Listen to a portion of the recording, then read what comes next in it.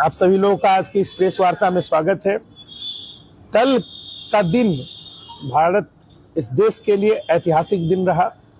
कल जो बजट पेश हुआ, समस्त जिलावासी, बिहारवासी और देशवासी, और ये जो बजट है इस देश के विकास में मील का पत्थर साबित होगा।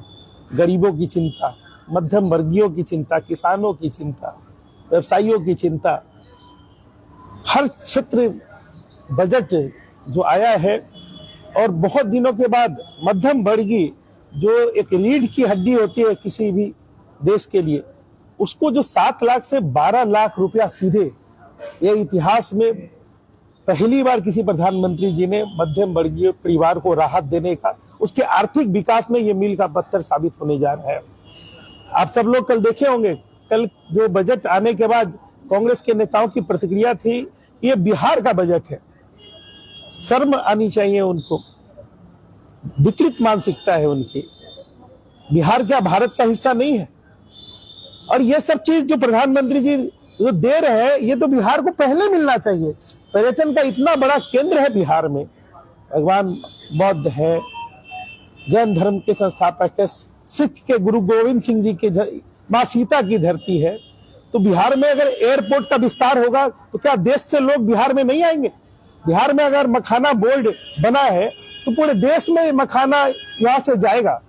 तो ये जो बांटने का शब्द हमेशा कांग्रेस ने जो विकृत मानसिकता दिखाई है, मैं तो मांग करता हूँ कि उनको माफी मांगनी चाहिए और इस बजट की तारीफ करनी चाहिए। विपक्ष को भी विकास के नाम पे कोई राजनीति नहीं होनी चाहिए।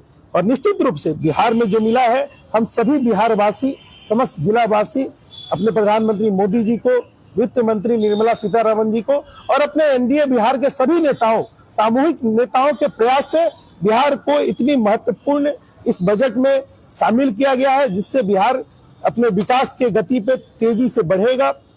आप लोग जानते ही हैं कि मखाना बोर्ड, जिसमें 10 जिले बिहार के होंगे, जिसमें सीतामढ़ी भी एक जिला है, जहां मखाना के उत्पादन के लिए, उसके बिक्री के लिए, उसके उत्पादन का किसानों को समुचित उसका दाम तय होगा। जब बोर्ड रहेगा तो पूरी पारदर्शिता होगी उनके तरक्की के लिए। तो मखाना एक बड़ा उद्योग बिहार में साबित होने जा रहा है। एयरपोर्ट, अगर पटना ग्रीनफील्ड एयरपोर्ट बनने से बिहार में पर्यटन उद्योग बढ़ेगा। अब आईआईटी से, क्या आईआईटी में सिर्फ बिहार के बच्चे पढ़ेंगे? पूरे देश के बच्चे पढ़ेंगे। हमारे बिहार के बच्चे तो आईआईटी बंबई, कानपुर जाते हैं। हम लोगों ने कभी नहीं कहा कि बंबई की तरक्की पहले हो गई है। इससे निश्चित रूप से बिहार की तरक्की होगी और बिहार भारत का ही हिस्सा है। आप जानते हैं 3 लाख से 5 लाख किसान क्रेडिट कार्ड को किया गया है। आज समस्त जिला के किसानवासी उनको धन्यवाद दे रहे हैं मोदी जी को। कोसी कैनाल प्रोजेक्ट, जो वेस्टर्न कोसी कैनाल बनेगा, उससे सिंचाई की बहुत बड़ी सुविधा, जो बाढ़ का पानी आता है उसको हम लोग अगर कैनाल से करें तो सीमांचल क्षेत्रों में किसानों को जो बाढ़ आपदा होती है वो वरदान होगा। नई व्यवस्था में जो 7 लाख से सीधे 12 लाख हुआ है। हम सभी व्यवसाय भी करते हैं। अब समझिए, एक व्यक्ति को जो आईटीआर भरते थे 80,000 से 1 लाख रुपया, हमारे घर में 6 अगर आईटीआर धारक है, हमको 6 लाख रुपया हर मध्यम वर्गीय परिवार को, और 1 लाख रुपया प्रति व्यक्ति, पति पत्नी अगर व्यवसाय में है तो 2 लाख। तो समझिए कितना बड़ा ये अमूल परिवर्तन है। एक आर्थिक विकास, आर्थिक तरक्की का कितना बड़ा रास्ता खुलेगा मध्यम वर्गीय के लिए, ये आप कल्पना नहीं कर सकते हैं। जो व्यवसाय करते हैं, जो टैक्स देते हैं, हम लोग तो 20 साल से टैक्स दे रहे हैं, इतनी बड़ी राहत आज तक जीवन में नहीं देखे। एक व्यवसायी, हम पार्टी के अध्यक्ष होने के नाते नहीं, हम एक व्यवसाय के रूप में मोदी जी को धन्यवाद देना चाहते हैं। उन्होंने एक मध्यम वर्गीय व्यवसायी के लिए इतना बड़ा दिल दिखाया है।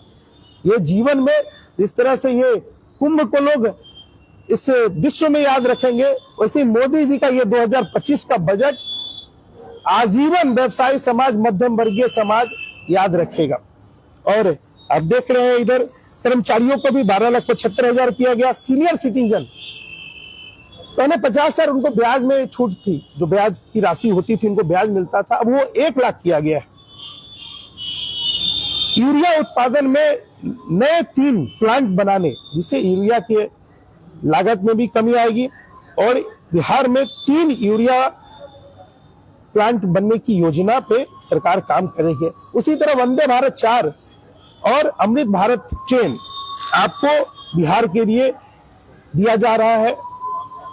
अब जानते हैं मां सीता की धरती के रेलवे स्टेशन के लिए भी 300 करोड़ रुपया, जिसके आप देख रहे होंगे स्टेशन की चारों तरफ जगह खाली कराने का काम चालू हो रहा है।